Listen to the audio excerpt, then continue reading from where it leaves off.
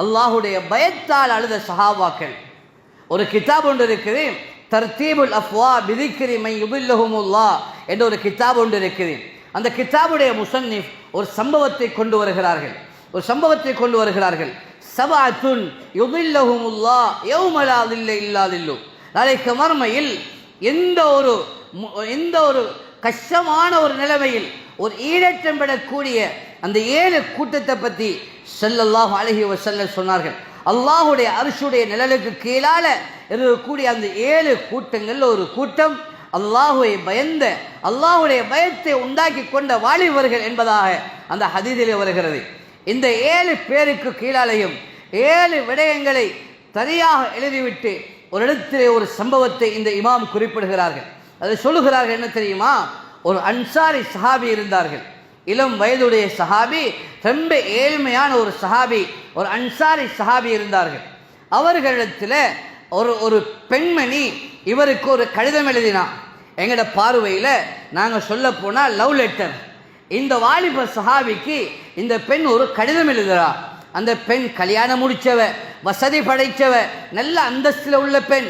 இவ ஒரு கடிதம் எழுதினா. எப்படி என்றால் சொன்னா, நான் உன்னை அடைய வேண்டும் என்ற ஆசை எனக்கு இருக்கிறது, உன்னை அடைய வேண்டும் என்ற ஆசை இருக்கிறது. நீ எவ்வளவு பெரிய வணக்கசாலியா இருந்தாலும் பரவாயில்ல, நீயும் என் பக்கம் வா என்று சொல்லி இந்த அமைப்பில் ஒரு கடிதத்தை அந்த சஹாபிக்கு எழுதினான். இந்த சஹாபி இடத்துல இந்த கடிதம் கிடைக்குது. இந்த சஹாபி இந்த கடிதத்தை பார்த்துட்டு இதற்கு பதிலாக ஒரு கடிதம் எழுதினான். பெண்ணே, இந்த வானத்தில் ஏறுவது எவ்வளவு கஷ்டமாக இருக்குமோ அதை விடவும் ரொம்ப கஷ்டமாக இருக்கும் என்னை நீ அடைவது என்று சொன்னார். என்னை நீ அடைவது என்பது ரொம்ப கஷ்டப்பட்ட விடயம். இன்றைக்கு நாங்கள் ஆம்பளை பிள்ளைகள் தான் ஒரு பொம்பளை பிள்ளையை தேடி போகிறோம், அதிகமாக அதுதான் நடக்குது.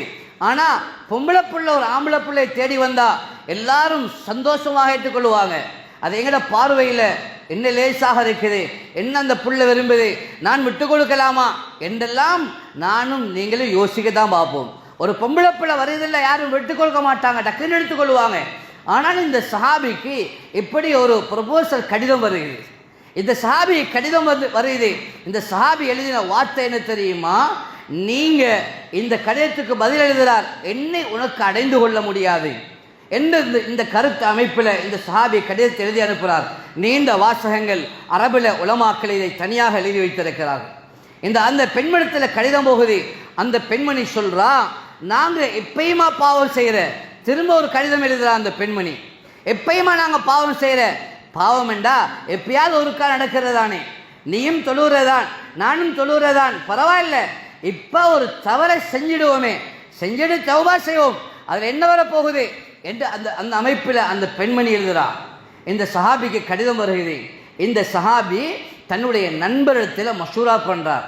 நாங்கள் தான் மஷூரா பண்றேன், எனக்கு இப்போ கடிதம் என்று கிடைச்சிருக்குது, என்ன செய்கிற மச்சான் என்று தன்னுடைய கூட்டாளி இடத்துல கேட்குற மாதிரி அந்த சஹாபியும் தன்னுடைய கூட்டாளி இடத்துல கேட்கிறார், என்ன செய்யறது. இப்போ அந்த கூட்டாளி சொல்றார், நாங்கள் யாராவது ஒரு முக்கியமான ஒரு நல்ல மனிதரை வச்சு அந்த பெண்ணுக்கு தரபியத்தோடு செஞ்சா நல்லமே என்று ஒரு மஷூராவை சொல்றார். இவர் சொன்னாரு, இந்த சஹாபி, இந்த அன்சாரி சஹாபி சொல்றார், எங்களுக்கு எங்க ரெண்டு பேரோட இந்த சனியன், இந்த பாவம் தொலைஞ்சு போகட்டும், இதை நாங்கள் இன்னொருத்தருக்கு சொல்லி இதை அவருக்கு வழங்கப்படுத்தவா, இப்படியான ஒரு பாவத்தை இது சொல்ல தேவையில்லை சொன்னார். அப்படி சொல்ல தேவையில்லை.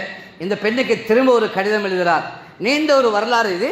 அந்த பெண்ணுக்கு கடிதம் எழுதி சொன்னாரு, நீ என்னதான் நினைச்சாலும், நீ எவ்வளவுதான் எனக்கு இனி சொன்னாலும், உன் பக்கம் என்னுடைய தலையை கூட ஏறெடுத்தும் பார்க்கறது கூட எனக்கு விருப்பம் இல்லை என்று சொன்னார். இவர் ஏழை சஹாபி, நல்ல அந்தஸ்து கிடைக்குது.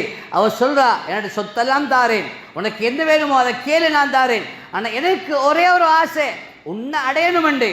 ஆனா இவ்வளவு சொல்லியும் அந்த சஹாபி இணங்க இல்லை. இது நடக்குது அசருடைய நேரம், லுஹருடைய நேரத்தில் இந்த சம்பவம் நடக்குது. கண்ணியமானவர்களே, இந்த சஹாபி மகரிபுக்கு முன்னால் உள்ள நேரத்தில் தன்னுடைய வாப்பாவோட உட்கார்ந்து பேசிக்கொண்டிருக்கிறார். வாப்பாவும் மகனும் பேசிக்கொண்டிருக்கிற நேரம் இந்த பெண்மணி கடிதம் எழுதி ஏலாம போய் சொன்னா, உன்னை நான் அடைஞ்சுதான் தீருவேன் என்று ஒரு சூனியக்கார பெண்ணிடத்தில் போய் சூனியம் செய்ய ஆரம்பித்தார். சூனியம் செய்ய ஆரம்பித்தாள். இந்த சஹாபிக்கு பகல் நடந்த செய்தி மக்ரிபுடைய நேரத்தில் ஞாபகம் இல்லை. இந்த சஹாபிக்கு திடீரென்று அந்த பெண்ணுடைய ஆசை உள்ளத்தில் உண்டாகுது. அவங்க சூனியம் செய்ய இந்த எண்ணம் ஆசை உண்டாகி கொண்டு போகுது. உண்டாக இந்த சஹாபி பயப்பட்டார். வாப்பாடத்தில் சொன்னார், வாப்பா என்னை விடுங்க, நான் தொழ போறேன். உடனடியாக எழும்பி 2 ரக்காத் தொழ ஆரம்பித்தார். தொழுதாறு 2 ரக்காத். ஆனால் அந்த பெண்ணுடைய அந்த எண்ணம் கூடிக்கொண்டு போகுதோடைய குறையதில்லை. திரும்ப தொழுதாரு, ஆனாலும் அது குறையதில்லை என்றாலும் வாப்பா தொழுது முடிச்சுட்டு வாப்பாட்ட சொன்னாரு, என்னுடைய கையையும் காலையும் கட்டுங்க வாப்பான்னு சொன்னார். வாப்பா ஆச்சரியமாக கேட்டார், மகனே ஏன் இப்படி சொல்றீங்கன்னு கேட்டார். சொன்னாரு, முதலாவது என்னை கட்டுங்க, அதுக்கு பிறகு நான் பதில் சொல்றேன்னு சொன்னார். வாப்பா மகனுடைய கையையும் காலையும் கட்டி வைச்சார். கட்டுறதுக்கு பின்னால இப்போ வாப்பா கேட்டார், என்ன மகனே என்ன பிரச்சனை? சொன்னாரு, வாப்பா இப்படித்தான் ஒரு பெண்மணி கடிதம் எழுதினா, அதற்கு பதில் கடிதம் இப்படி நான் எழுதி அந்த பெண் என்னை அழைக்கிறான், நான் போக இல்லை என்ற சம்பவத்தை முழுமையாக சொல்லி காட்டினார். கண்ணியமான வாலிபர்களே, இப்ப இந்த பெண் இந்த சூனியம் செஞ்சு கொண்டு இருக்கிறா. இந்த வாலிபருக்கு இருக்க முடியல. சொன்னார், வாப்பா என்ன இந்த ரூம்ல போட்டு கதவை மூடிடுங்க. ஏன் தெரியுமா, நான் பிச்சிட்டு ஓடிடலாம், அந்த பெண்ணை அடைஞ்சிருவேனோ என்ற பயம், அதை பாவத்தில் விழுந்துருவேன் என்ற பயத்தில் சொன்னாரு. இல்லை, என்ன ரூமை போட்டு அடைச்சிருங்க வாப்பான்னு சொன்னார். வாப்பா சொல்றார், இந்த கிதாபுடைய கடைசியாக இந்த முசன்னிஃப் எழுதுகிறார்கள், கண்ணியமானவர்களே, வாப்பா சொல்றார், எப்படி ஒரு காளை மாடு உருமி அதை பாஞ்சிட்டு போறது கத்துமோ, அதே போல என்னுடைய மகனுடைய சத்தம் அந்த ரூமுக்குள்ளால் இருந்து வந்ததை நான் கேட்டேன். கொஞ்ச நேரத்தில் சத்தம் நின்று போயிடுச்சு. கொஞ்ச நேரத்தில் சத்தம் வரையில்லை. நான் ரூமுடைய கதவை திறந்து பார்க்கிறேன். மகனுடைய மூக்குடைய காதுடைய ஓட்டைகளுக்குள்ளால் ரத்தம் அடைந்து மகன் மௌத்தாக இருக்கக்கூடிய காட்சியை பார்த்தேன் என்று சொன்னார். இந்த கிதாபை எழுதிட்டு சொல்றார் இந்த இமாம், நான் இந்த வாழ்க்கையில பார்த்த ஆச்சரியமான ஒரு மௌத் என்று சொல்றார். ஆச்சரியமான ஒரு மௌத். இது நன்மைகள் செய்யறது லேசி, நன்மை செய்யறது லேசி. நாங்கள் நோம்பு வந்தா நோம்பு பிடிக்கிறோம், ஜும்மா வந்தா ஜும்மா தொலை வந்து இருக்கிறோம், 5 நேரம் பாங்கு செல்லுது, பாங்குக்கு தொழுகைக்கு வாரோம். இது லேஸ் எங்களுக்கு, அது வந்துட்டு போகலாம். ஆனால் வராட்டி யாரும் முஸ்டல்ல சொல்லுவாங்க, அப்படி பேசுவாங்க. இல்லை நான் தொழுகிறேன் காட்டுறதுக்காவது தொழுகிறலாம். ஆனால் நன்மைகள் செய்கிறது, ஹஜ்ஜுக்கு போகிறது, சதகா கொடுக்கிறது, எல்லாமே செய்கிறது எங்களுக்கு லேசிதான்.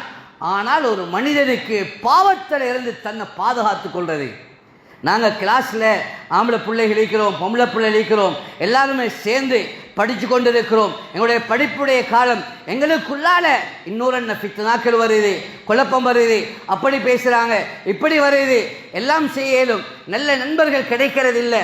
கூட்டாளிமாரோடு சேர்ந்து அதை செய்வோமே இப்படி செய்வோமே என்று எதிர்பார்க்கிறோமே. வாலிபர்களே, இந்த நேரத்தில் அல்லாஹ்ட பயம் வந்து, அல்லாஹ் என்ன பார்க்கிறான், என்ன லெக்சர்மார் பார்க்க இல்லை, இதில் பொறுப்புள்ளவங்க என்ன பார்க்க இல்லை, யாரும் பார்க்கல, என்ன கூட்டாளி பார்க்கல, ஆனால் என் அல்லாஹ் பார்க்கிறான் என்ற பயம் உண்டாகுது. இதைத்தான் ஸல்லல்லாஹு அலைஹி வஸல்லம் சஹாபாக்கள் கூட்டினான். இதைத்தான் அந்த சஹாபாக்கள் கூட்டினாங்க. எவ்வளவு சொத்து கிடைக்க இருந்தும் இதற்கு வானம் என்று சஹாபாக்கள் ஒதுங்கினாங்க. அந்த இமாம் எழுதும் பொழுது இது ஆச்சரியமான அழகான ஒரு மௌத் எழுதுகிறார். எப்படி சஹாபாக்கள், நான் தனிமையில் இருக்கிறேன், என அல்லாஹ்ட பயம் எனக்கிட்ட உண்டாகணும் என்ற உள்ளம் அதை நினைக்கும் என்றால் அதை பார்க்கிலும் சிறந்த ஒரு மனிதன் உலகத்தில் உருவாக முடியாது, சிறந்த ஒரு வாலிபர் உருவாக முடியாது. ரத்தம் கொதிக்கிற வயசு, சூடாகிற வயசு, எல்லாத்தையும் செய்யணும், எங்களுக்கு நினைச்சத்தை அனுபவிச்சிருவோமே என்றெல்லாம் நாங்கள் நினைக்கிறோமே. அண்மை காலத்தில் நான் நீங்களும் பார்ப்போம் என்றால் வாலிபர்களுடைய மௌத்துக்கள் அதிகமாக இடம்பெறுது. ஸல்லல்லாஹு அலைஹி வஸல்லம் கியாமத்துக்கு நெருக்கமான காலத்தை பற்றி சொல்லும் பொழுது யார் மௌத்தாகிறாங்க என்று எங்களுக்கு தெரியாத அளவுக்கு அதிகமாக மௌத்துக்களை கேள்விப்படுறோம். கண்ணியமானவர்களே, நான் 1 வருஷத்தில் 2 வருஷத்தில் என படிப்பை முடிச்சுட்டு நான் ஏதோ ஒரு அமைப்பில் ஏதோ ஒரு கோர்ஸில் நான் முடிச்சுட்டு போயிடலாம் என்று நான் நினைக்கிறேன். ஆனால் அதுக்கிடையில் உள்ள இந்த வாழ்க்கை, இந்த 1 வருஷமோ 2 வருஷமோ 3 வருஷமோ, நான் எந்த ஒரு சந்தர்ப்பத்திலையும் அல்லாஹ்வை பயந்தவனாக வாழ்வேன். நான் கல்சன் உடுத்திருக்கலும், சேட்டு போட்டிருக்கலும், நான் எப்படியான முறையில் வாழ்ந்திருக்கலும், ஆனால் என் உள்ளத்தை அல்லாஹ் எதிர்பார்க்கிறான்.